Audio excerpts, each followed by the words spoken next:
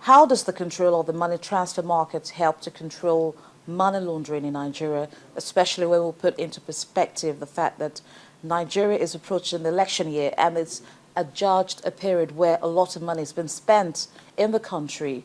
How will the central bank be able to control both? Absolutely. And this is one of the reasons that we do welcome the exchange offices and the exchange bureaus coming into central bank regulation. Because up until now, that was a sector of the money, international payments world that was not controlled. It was outside of the regulatory environment.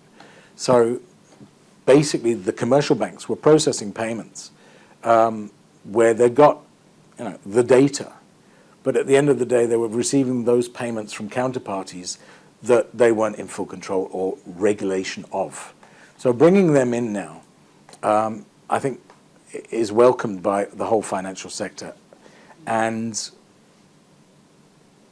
in time, I think that will, coming to your question on the money laundering, that will drive out of the system the opportunities for money launderers to use exchange offices to put cash into the system, basically.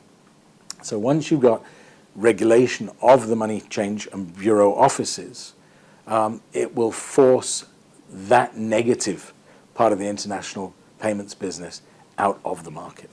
The central bank says that it expects the commercial banks in the country to submit their input into the exposure guideline by June 20th. What do you think that the banks should be considering in this regard? I think it's covered in the guideline. It's providing structures, it's providing regulation, it's providing or looking at licensing, it's knowing the client that they are dealing with.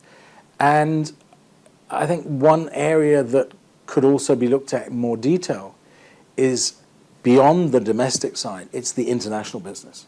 And what I mean there is, for example, the American regulatory environment, which is massive. You've got the Federal Reserve Bank, you've got the judiciary, you've got law enforcement, you've got multiple offices in America that are also looking at the payments business. And an interesting fact is if you take the M0 money in circulation in US dollars, physical cash, which is over $1.3 trillion, over half of that is in circulation outside of the United States of America. It is believed that Nigeria ranks in the top 5 countries worldwide for physical US dollar cash holdings. So you've got the USA, then you've got Russia, and then you've got either third, fourth, Nigeria as a physical dollar currency country. So that is obviously a major concern to the United States of America and the Federal Reserve Bank. And by bringing the brokerage businesses and the money changers into a regulated environment, you're also bringing in that part of the cash equation into a more regulated environment. And that will give not only the banks comfort, but also the international regulators comfort. When we track the inbound and outbound money transfer services or transactions in the country, how would you describe the level of activities that's been going on in the market? Certainly on the increase. With the increase in affluence in Nigeria, we've seen both items and values increasing on incoming and outgoing payments across all currencies. And this is recognized or recorded in the SWIFT statistics, which is the Society for Worldwide International Funds Transfer, and it's well documented there.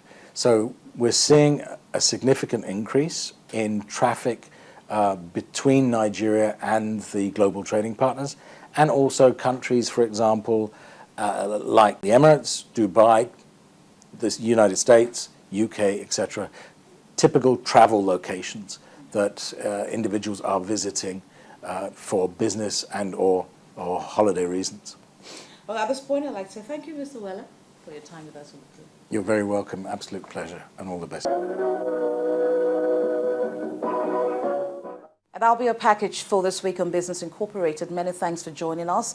Meantime, you can send us your comments and questions to Business Incorporated at channelstv.com. And of course, you can join me on Twitter. Thank you for watching. I am Bolaji Akimali. Bye-bye.